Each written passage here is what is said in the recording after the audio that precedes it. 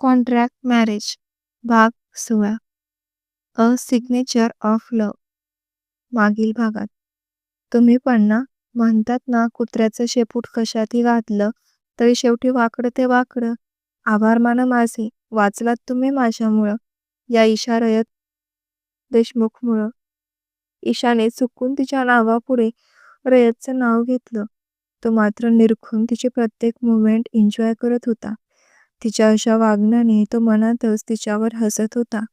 तिलाही आता स्वतःच्या परिस्थितीवर ओशाळल्यासारखं झालं आणि ती तेथून परत जवळील उसाच्या शेतात शिरली. कपडे ओले झाले होते तिचे. रयत मात्र तिलाच पाठमोरा पाहत उभा होता. आता पुढे.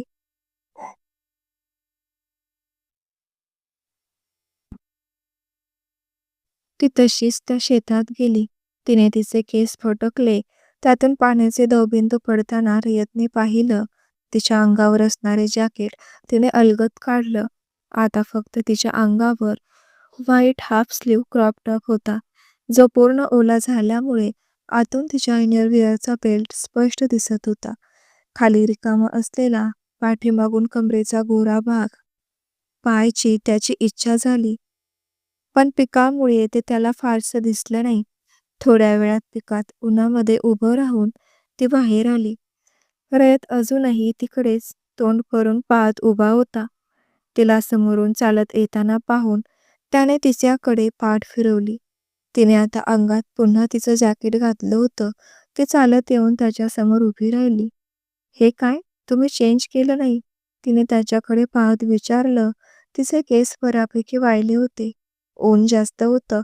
अंगावरच वाळले कपडे. "बरं, तू कशी आलीस इथे?" शेवटी न राहून का होईना त्याने तिला प्रश्न विचारला. "मी? मी एकटीच आली." तिने पण मुद्दाम सगळं सांगितलं नाही, म्हणून मग बिचाऱ्या रयतला आता सगळं खोलून विचारावं लागत होतं. "तुझ्यासोबत कोणी आलं का?" त्याने तिला स्पष्टच विचारलं. "नाही, मी फोर व्हीलर आणली आहे. तसे आजकाल लोक कोणाची मदत करत नाहीत, म्हणून मी स्वतःच आले आहे." ईशाने रयतला बोलतच चांगला टोमणा मारला. रयत मात्र गपचूप ऐकत होता. शेवटी परिस्थिती पुढे हतबल.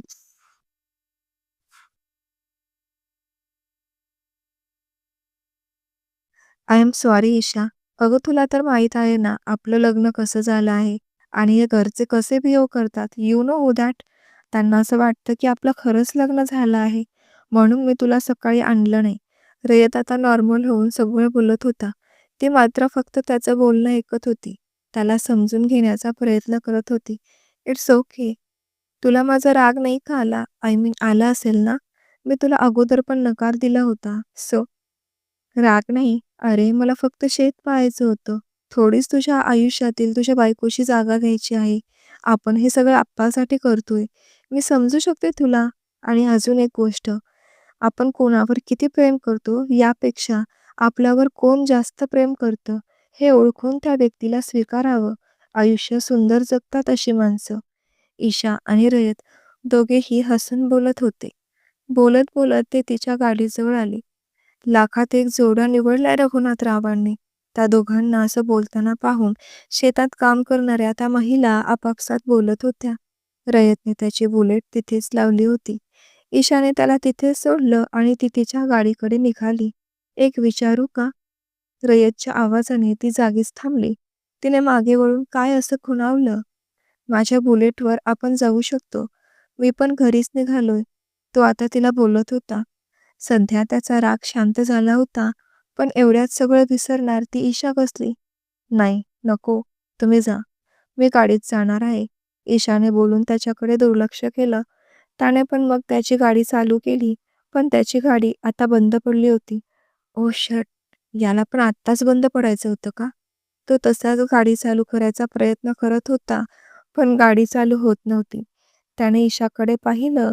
ती चालत तिच्या गाडीकडे जात होती. तिला आपल्यावर शंका येऊ नये म्हणून तो तसाच गाडीवर बसला. तिने पाहिलं तर उगीच आपलं हसू नको व्हायला. त्याचा आता तिळपापड होत होता. इकडे ईशा गाडीजवळ पोहोचली होती.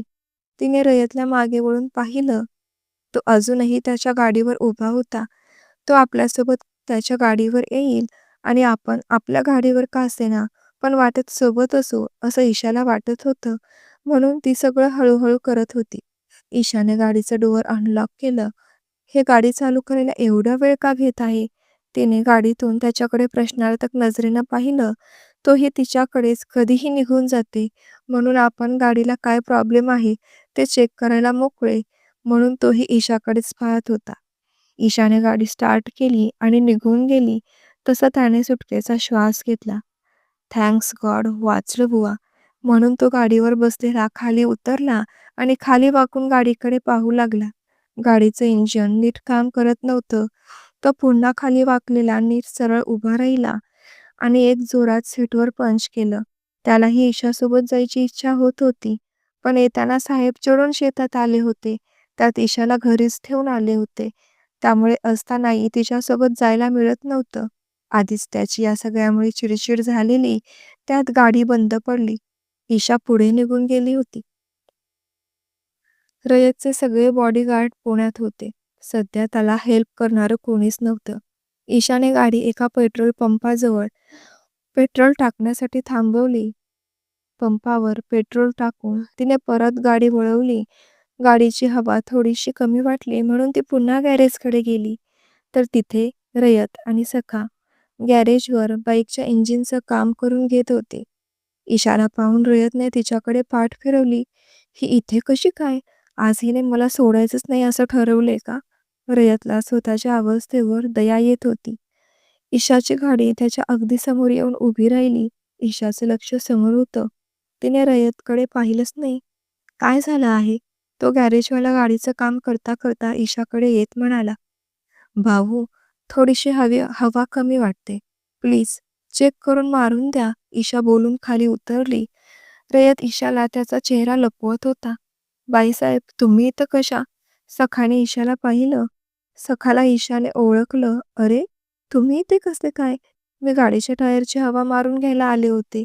ईशा सखाला पाहून बोलली. मी ते बाई ते साहेबासोबत आलो होतो. गाडी बंद पडली ना त्यांची, असं म्हणून सखा ईशाजवळ गेला. साहेब, बाईसाहेब आल्यात तुम्हाला घ्यायला. सखाने रयतला आवाज दिला. ईशाने त्या दिशेला पाहिलं. आता काय? रयतचे पितळ सखाने उघडं केलं. त्याला सखाचा राग आला होता, पण त्याने तो गिळला. त्याला वाटलं सखा तिला ओळखत नसावा, पण त्याचा अंदाज चुकीचा ठरला होता. तो आता ईशाजवळ आला. ईशाच्या आता लक्षात आलं की तो गाडी स्टार्ट करायला एवढा वेळ का घेत होता ते. झाली का स्टार्ट मग? ईशा बोलली. तिच्या नजरेची खुन्नस रयतच्या बरोबर लक्षात आली. नाही, अजून अर्धा तास तरी लागेल. तुम्ही साहेबासनी न्यायला आलात ना? बिचाऱ्या सखाला कुठं काय माहित होतं. त्याला वाटलं गाडी बंद पडली म्हणून साहेबांनी बाईसाहेबसनी बोलावलं आहे, म्हणून तो रयतला सोडून एकटा शेताकडे निघून आला. आता तिथे रयत आणि ईशा दोघेच होते. ईशाच्या गाडीत हवा भरून झाली. ईशाने त्या गॅरेजवाल्याचे पैसे पे केले.